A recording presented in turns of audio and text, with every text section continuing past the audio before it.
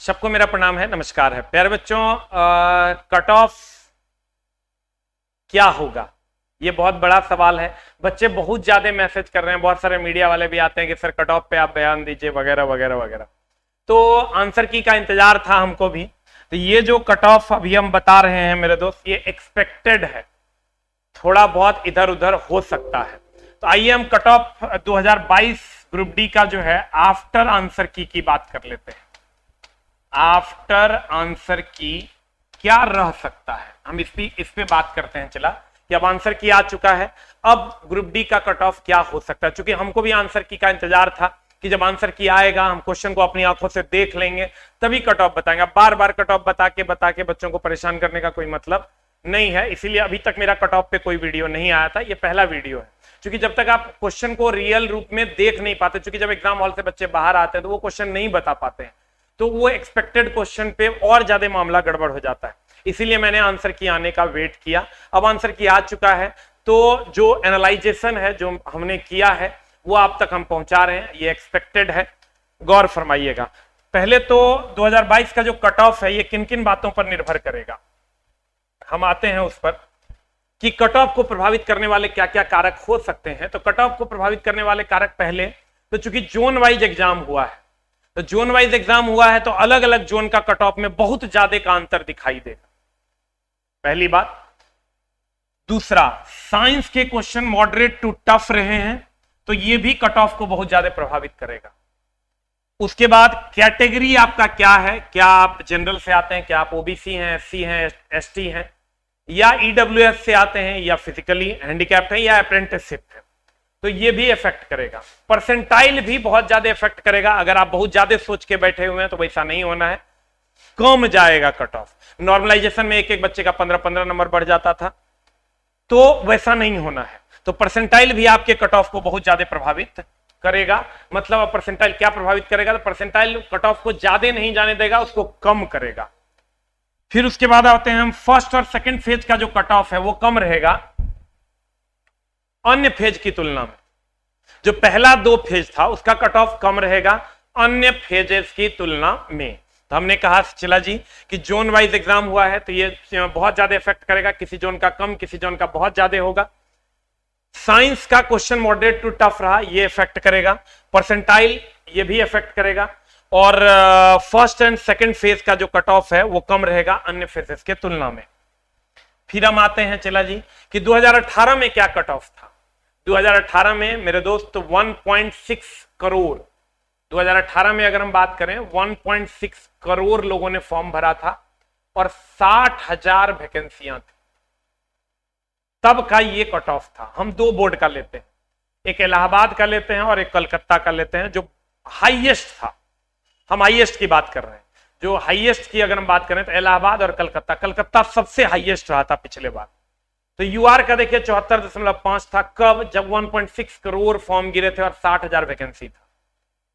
OBC का 69.7 था, SC का 62.9 था, एसटी का 50.1 था, अप्रेंटिस यूआर का 41 था। उस टाइम ईडब्ल्यूएस नहीं हुआ करता था। फिर देखिए कोलकाता का मैक्सिमम था 80.5। ये नॉर्मलाइजेशन का था, जब नॉर्मलाइज हुआ था। मतलब नॉर्मलाइज हुआ था मतलब चला जी कि जिसका 60 नंबर था उसका 75 हो गया, जिसका 65 था उसका 70, 72, 75, 77 हो गया था। ये उस टाइम की बात हो रही है, ये रॉ मार्क्स नहीं है, ये नॉर्मलाइज स्कोर है। फिजिकल के लिए जो बच्चों को बुलाया गया है उस टाइम की बात कर रहे हैं। अब चला एक 1.6 करोड़ फॉर्म गिरा था, 60,000 वैकेंसी था। अब क्या हुआ है, क्या 1.15 करोड़ यानी 1 करोड़ 15 लाख फॉर्म गिरा है और वैकेंसी भी लगभग 1 लाख है। देखिए फॉर्म भी 45,000 कम गिरा है, 45 लाख कम गिरा है और वैकेंसी 40,000 ज्यादा। ध्यान दीजिएगा, इस बार फॉर्म भी 45,000 कम गिरा है और वैकेंसी 40,000 ज्यादा। पहले 60 था, अब 1 लाख। अब क्या होना, और पहले नॉर्मलाइजेशन था जहां 5 नंबर से 15-18 नंबर तक बच्चों का बढ़ जाता था। अब परसेंटाइल है 2 से 3 नंबर बढ़ घट सकता है, आप उस हिसाब से अंदाजा लगा सकते हैं। तो अब 2022 में क्या कट ऑफ रहने की संभावना है, एवरेज कट ऑफ निकालते हैं कि चलिए ये तो हमने 2 बोर्ड का बता दिया कि ये 2 इलाहाबाद और कलकत्ता का था। एवरेज कट ऑफ जो है वो 2018 और 2000 में क्या था, कम से कम और ज्यादा से ज्यादा, उसकी बात करते हैं। तो यूआर का जो एवरेज कट ऑफ था वो 62 से 77 था, मैक्सिमम 80 था। ओबीसी का 56 से 72 था। आप देखिए दोनों में जो डिफरेंस था मिनिमम में वो 62 से 56 यानी 6 नंबर का था। और फिर उसी तरह एससी में भी लगभग 6 से 7 नंबर का डिफरेंस था, और एसटी में लगभग 48 से 49, 2, 3, 4 नंबर का, 1, 2, 3 नंबर का डिफरेंस रहता है।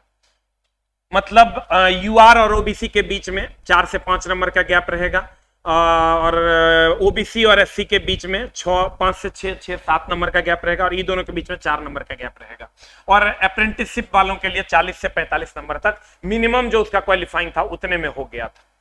अब आते हैं 2022 में क्या होना है। 2022 में चूंकि यहां चला नॉर्मलाइजेशन था और यहां परसेंटाइल है। परसेंटाइल क्या होता है, नॉर्मलाइजेशन क्या होता है, इस पर भी हम आगे चर्चा करेंगे अगली वीडियो में। अगला वीडियो में उसका भी लार है, वो भी फॉर्मूला के साथ। तो नॉर्मलाइजेशन था पहले, तो पहले क्या होता था, 5 नंबर से लेकर 18 नंबर तक बच्चों का बढ़ जाता था। अब ऐसा नहीं होगा, अब जो है 2 से लेकर 5 नंबर तक ही बढ़ेगा, जो मिनिमम था उतने तक बढ़ेगा। इसलिए, और चूंकि इस साल हमने कहा कि 2018 में 1.6 यानी 1 करोड़ 60 लाख फॉर्म गिरा था और 60 ही हजार वैकेंसी था। इस बार 1 करोड़ 15 लाख फॉर्म गिरा है और 1 लाख वैकेंसी है। 1 लाख वैकेंसी है, 1 लाख वैकेंसी है। तो परसेंटाइल में 2 से 5 नंबर बढ़ेगा, यहां बढ़ गया था बहुत ज्यादा। अब जो आपका कट ऑफ रहना है वो 60 से 65 नंबर के आसपास यूआर का कट ऑफ रहना चाहिए। किसी किसी बोर्ड का हो सकता है चला 72, 75 चल जाए, किसी किसी बोर्ड का जो ये मिनिमम है वो 55 भी जा सकता है। हम भगवान तो नहीं है, जो एनालाइजेशन हमको दिख रहा है हम उस पर बात कर रहे हैं। अब पता चला कट ऑफ हम बता दिए, थोड़ा बहुत इधर उधर इसके जाइए इसके जाओ। मेरे दोस्त ये एक्सपेक्टेड है, भगवान, I am not the God. हमारा जो एनालाइजेशन है, जो 10 वर्षों का अनुभव है, उसके आधार पर हम आपको बताते हैं। अनुभव फेल भी हो जाता है जब कुछ अलग हो जाता है। तो मेरे दोस्त जो ये जो कट ऑफ है ये इधर 75 तक जाएगा और इधर जो है ये 55 तक जाएगा। ये रॉ मार्क्स की हम बात कर रहे हैं। हम बोले परसेंटाइल में 2 से 3 नंबर 4 नंबर से ज्यादा आगे पीछे नहीं होगा। अब यहां अगर हम बात करें मेरे दोस्त, ये 55 नंबर यानी 5 नंबर का डिफरेंस, हमेशा जितना डिफरेंस यहां था उतने डिफरेंस यहां भी रहे। तो 55 से 60 हो जाएगा ओबीसी का, एससी का 48 से 55 और एसटी का 45 से 50 और अप्रेंटिसशिप यूआर वालों का 40 से 42। और इस दोनों के बीच में जो है ना ईडब्ल्यूएस आएगा। इस टाइम तो ईडब्ल्यूएस नहीं था 2018 में, लेकिन अब है। ये दोनों के बीच में ईडब्ल्यूएस आएगा। लेकिन ईडब्ल्यूएस का जो मामला है मेरे दोस्त, कहते हैं कंक्लूजन पे आते हैं, किसी किसी बोर्ड में कट ऑफ इससे कम भी जा सकता है और इससे बहुत ज्यादा भी जा सकता है, 10-10 नंबर तक आगे बढ़ जाएगा। वो डिपेंड करेगा कि कितने लोगों ने अप्लाई किया और कितना पोस्ट है। अब कहीं पर पता चला 150 पोस्ट है, 300 पोस्ट है और एप्लीकेंट्स बहुत ज्यादा हो गए, तो वहां पर चला बहुत ज्यादा का डिफरेंस तुमको दिखाई देगा। और दूसरा कैटेगरी क्या है ये उस पर भी डिपेंड करेगा। अगर हम ईडब्ल्यूएस के कट ऑफ की बात करें तो बहुत ज्यादा उतार चढ़ाव देखने को मिलेगा, 10-10 नंबर तक उतार चढ़ाव आपको देखने को मिलेगा। जनरल से ईडब्ल्यूएस का जो कट ऑफ है जनरल से, वो 10 नंबर 12 नंबर तक आपको उतार चढ़ाव इसका दिखेगा। हमने फिर से मैं क्लियर कर देता हूं मेरे दोस्त कि ये कट ऑफ यूआर का जो 60 से 65 है, इसी हिसाब से 5 नंबर इसका कम, 4 नंबर इसका कम, 3 नंबर इसका कम, इसी तरीके से ये जाएगा। लेकिन ये किसी किसी बोर्ड में 75, 77, 78, 80, 85 जा सकता है, लेकिन वो किसी खास बोर्ड में ही होगा जिसमें नंबर ऑफ एप्लीकेंट्स ज्यादा हैं और नंबर ऑफ स्टूडेंट कम है। नंबर ऑफ एप्लीकेंट्स ज्यादा है और नंबर ऑफ सिलेक्टेड स्टूडेंट वो कम होना, वहां पर चला कट ऑफ हो सकता है 75 हम कह रहे हैं, हो सकता है 82 चल जाए। तो ये को नहीं देखना, हम ये लिख दिए पहले ही, एवरेज कट ऑफ इसके बीच में रहेगा। इस कट ऑफ पे बच्चों को फिजिकल के लिए बुलाया जाएगा। ठीक है, तो उम्मीद करेंगे कि आपको सारी चीजें समझ में आ गई होंगी। और हम एक बार फिर से बता दें, कट ऑफ जो आंसर की के बाद जो हमने जाना है जॉन वाइज अलग अलग होगा। साइंस का क्वेश्चन मॉडरेट टू टफ था, उस पर डिपेंड करेगा। कैटेगरी ईडब्ल्यूएस, यूआर, ओबीसी, इस पर डिपेंड करेगा। परसेंटाइल पे डिपेंड करेगा। फर्स्ट एंड सेकंड फेज का कट ऑफ कम रहेगा। उसके बाद 2018 का ये मामला था, मैं 74.5 यूआर का, और ये सबसे हाईएस्ट कोलकाता का लगभग गया था 80.5, लेकिन चला एक एक बच्चे का 10 से 15 नंबर बढ़ाता था। आपको हड़बड़ाने की जरूरत नहीं है। और यहां जब आप आइएगा परसेंटाइल में, तो हम आपको बोल दिए ये मिनिमम और मैक्सिमम का क्या मामला है। 60 से 65 नंबर का कट ऑफ जाना है एवरेज। हो सकता है किसी का 75, 82, 86 भी चल जाए, और मिनिमम में 55 से नीचे तो नहीं होना चाहिए। ठीक है, किसी किसी बोर्ड का, जम्मू कश्मीर का हो सकता है 52 चल जाए। उसके बाद किसी किसी बोर्ड में कट ऑफ इससे कम भी और ज्यादा भी होगा, डिपेंड करेगा कितने बच्चों ने अप्लाई किया और कितने पोस्ट वहां पर खाली है।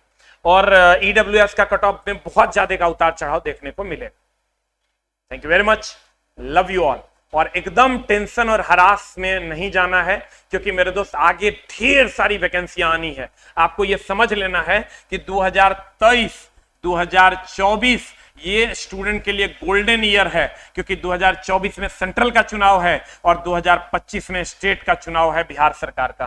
तो मेरे दोस्त ये गोल्डन नहीं, डायमंड ईयर होने वाला है। आपकी जो कमिंग वैकेंसी है वो एएलपी टेक्नीशियन की है, जो कि सबसे बड़ी वैकेंसी है। हम अभी से उस पर लगे हुए हैं, आप भी अभी से उस पर लग जाइए। जो लोग रेलवे की तैयारी करते हैं, आईटीआई वगैरह उन्होंने कर रखा है, डिप्लोमा बीटेक कर रखा है, अभी से इस वैकेंसी पर लग जाए। हम तो अब जी जान छोड़ के, मेरे यहाँ लगभग क्लासेस उसके सारे चल रहे हैं। तो कोशिश कीजिए चला जी इसको एंजॉय करने का। आगे बिहार एसएससी आपका सिविल कोर्ट है, सबको खूब मन लगा के कीजिए, ताकि आपका रिजल्ट कहीं ना कहीं हो जाए। कहते हैं ना, जो होता है अच्छे के लिए होता है। अरे आपको भी पता है कि मात्र 0.8% बच्चों को जॉब होना है। 99 लगभग 98.2% को जॉब नहीं होना, सॉरी 99.2% को नहीं होना, क्योंकि सीट ही उतनी है। मेरे दोस्त आप जोड़ के देखिए, 1,60,00,000 अगर एप्लीकेंट है, 60 लाख बच्चे मान लीजिए नहीं है गए होंगे, 1 करोड़ बच्चे अगर गए होंगे, 1 लाख को होना तो 1% को ही जॉब होना है, 99% को नहीं होना। तो इसमें आपकी गलती नहीं है, क्योंकि वैकेंसी ही कम है, इसलिए आपको टेंशन नहीं लेना। और आगे बड़ी बड़ी वैकेंसी है, ये तो ग्रुप डी की वैकेंसी है, आगे बड़ी बड़ी वैकेंसियां आनी तय है। इसलिए मेरे दोस्त आप उस पर वर्कआउट कीजिए। और 1:1 में रिजल्ट देगा, तो 1:1 में रिजल्ट देगा मतलब जिनका देगा उनका हो जाना है, ये बात फिक्स है। ये कहीं ना कहीं ये गलत है, 1:1 में रिजल्ट नहीं देना चाहिए। सरकार इसकी मंशा इसमें एकदम सही नहीं है, लेकिन जो है वो सामने है। आने वाले समय में इस पर भी चर्चाएं होंगी, जो कि 1:1 रिजल्ट क्यों, कहीं ना कहीं सरकार की ये मंशा है कि सीट को बचाकर अगली वैकेंसी में शो करें। Thank you very much. मिलते हैं हम लोग अगली कक्षा में, अगले वीडियोस में कुछ नए इंफॉर्मेशन के साथ। आने वाले 2 वीडियोस हैं, एक तो नॉर्मलाइजेशन और परसेंटाइल में कितने का डिफरेंस आपको दिखाई देगा, और दूसरा कि डॉक्यूमेंट वेरिफिकेशन, फिजिकल के बाद डॉक्यूमेंट वेरिफिकेशन का क्या होना है, उसमें कितना नंबर का डिफरेंस होगा। Thank you very much, love you all, नमस्कार।